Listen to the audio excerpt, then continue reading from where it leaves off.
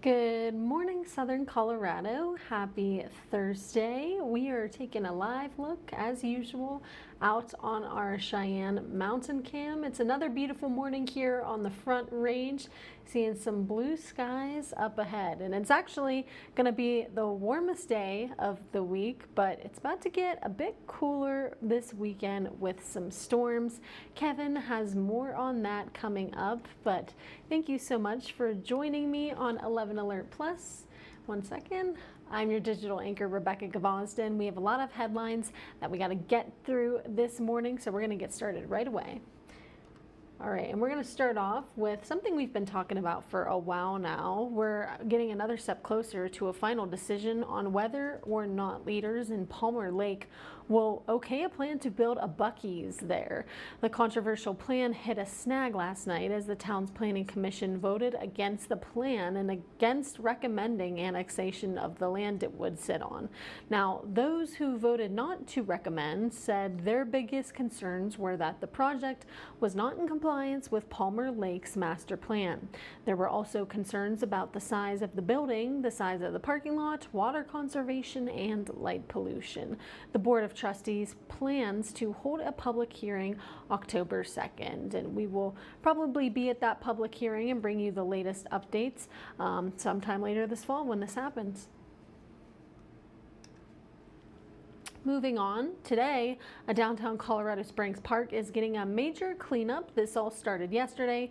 Police, along with community members, are going into day 2 of a 2-day cleanup of Monument Valley Park. Organizers say this is the 3rd coordinated cleanup of its kind.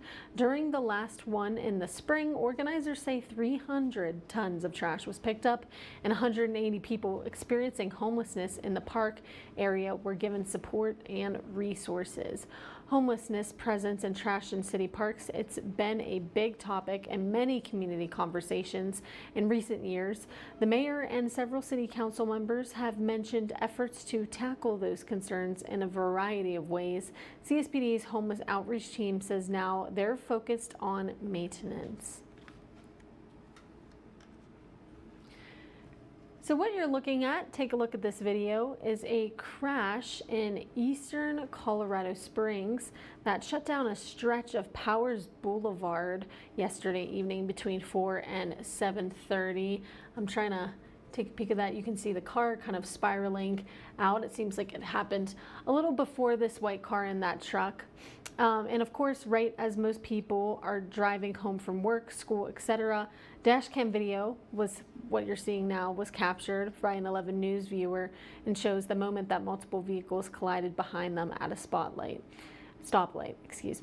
Police say 11 vehicles were involved close to the intersection. 6 people were taken to the hospital. 4 of those people were seriously hurt. Police say no one has been cited in the crash at this point. Those concerned that their loved ones may be among the decomposing remains found at a Pueblo funeral home have more answers about the way forward this morning.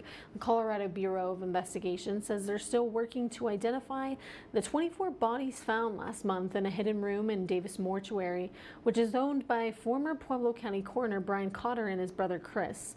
Many families who use Davis Mortuary say they're worried about the final resting place of their loved ones.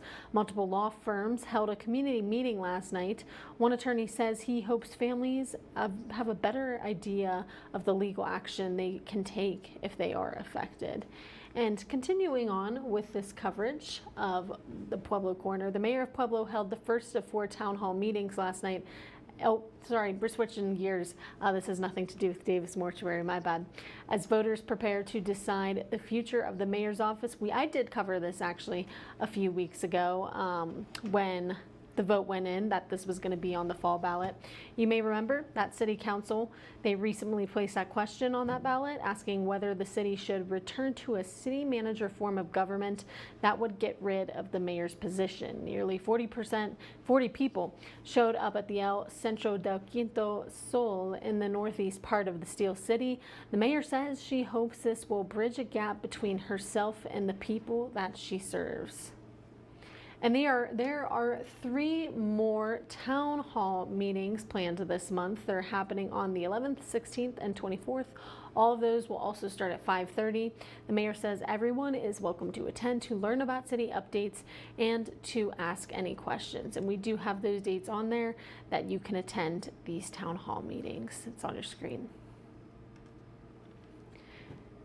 Now you're looking at a bear that's on some local property. I actually, when I was in Silverton, Colorado, I had a really big black bear just run out in front of me. So it's an important reminder for all of us to keep an eye out for bears. Colorado Parks and Wildlife says a black bear went through several backyards in Colorado Springs. And oops, we're getting a little off here. There we go. They posted these pictures and video on social media saying the bear was found in someone's backyard taking a nap. Well, I guess he felt very comfortable there taking that nap. We spoke with a woman who says she grabbed her dog from her yard not knowing the bear was on her fence. And that's the video that we're showing you right now as the bear was wandering around before it was found and tranquilized by Parks and Wildlife. CPW, they're reminding you to take things such as pet food and bird feeders into the house. Those are things that can attract bears this time of year when they are more active. And looking ahead later this week, a busy downtown Colorado Springs intersection will no longer have working traffic signals. The city says Tejon Street and Pikes Peak Avenue needs to temporarily become an all-way stop. This is due in part to the Tejon Revitalization Project. The temporary changeover begins tomorrow at 9 a.m. And as I was saying today, it's going to be another warm one for us. It's been pretty nice, enjoying those last days of summer before we hit the fall, but this weekend we could be seeing a lot cooler temperatures. Kevin, what's the verdict? Yeah, we have some pretty big changes ahead, so I would say if you like the warmer weather, please make sure to soak up today because we're going to reach highs in the mid to upper 80s in Colorado Springs. Plenty of upper 90s for much of the eastern and the southeastern plains. A sunny morning as well, but the cloud cover will very quickly increase this afternoon. Maybe already a few light showers, mostly though staying west of I-25. There could be a slightly better opportunity for some showers and storms later on this evening, moving across I-25 and also into portions of the eastern plains, but still doesn't look very impressive.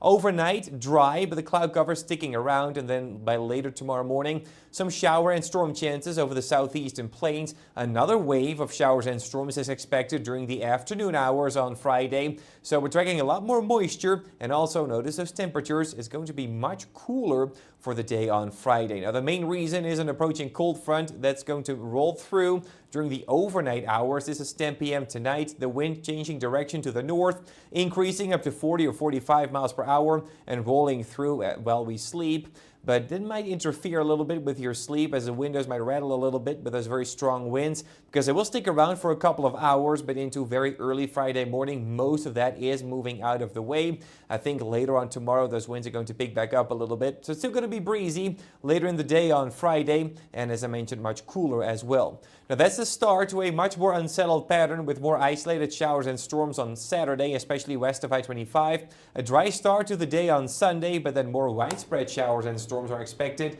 during the afternoon hours on Sunday. So your weekend is going to be a bit more unsettled and also much cooler. Highs in the mid-60s on Friday, but we should be back in the 70s for Saturday and Sunday. Low 80s early next week, but those showers and storms are going to stick around as well. Now that's all we have for 11 Alert Plus on this Thursday morning. Please make sure to download the 11 Alert News and Weather apps or go to the website kktv.com. Have a great day.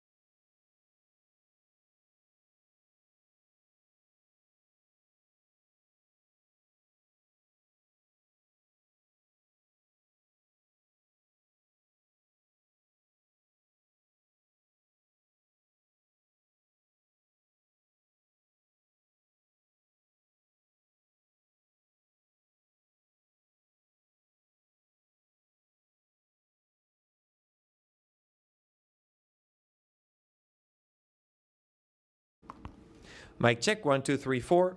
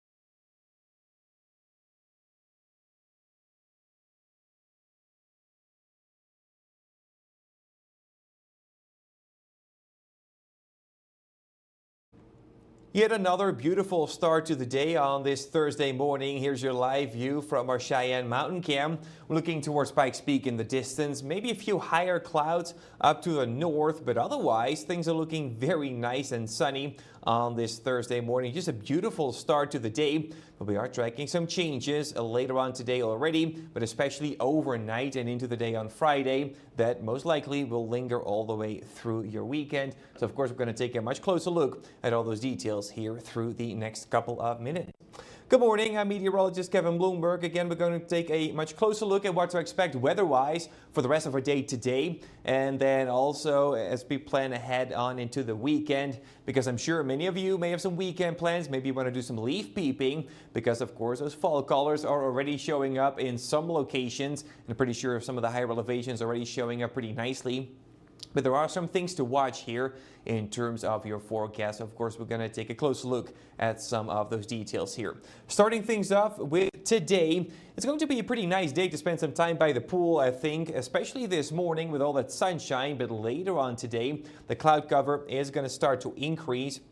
And that's going to happen pretty rapidly during the afternoon hours and also as we go throughout the rest of the afternoon and the evening. So if you want to work on your tan, you probably have to head out a little bit earlier. The clouds are going to block a lot of the sunshine later on this afternoon, but the temperatures are still going to warm up pretty drastically into the mid to upper 80s. I'm pretty sure today is going to end up being the warmest day we've had this week, and also for the rest of the area. Mid to upper 80s for highs in Colorado Springs, but mid to upper 90s for much of the eastern and the southeastern plains. Definitely hot, I would say, if you're going to spend a lot of time outdoors, especially before the clouds move in later on this afternoon. Just make sure to drink plenty of water, make sure to stay hydrated, and also take frequent breaks in the shade and the air conditioning whenever you have to, just to make sure you're staying cool out there on what's going to be pretty hot Thursday ahead. So plenty of sunshine right now. That will still be the case throughout the rest of our morning. Nothing to worry about. But then very quickly this afternoon, the cloud cover will start to move back in.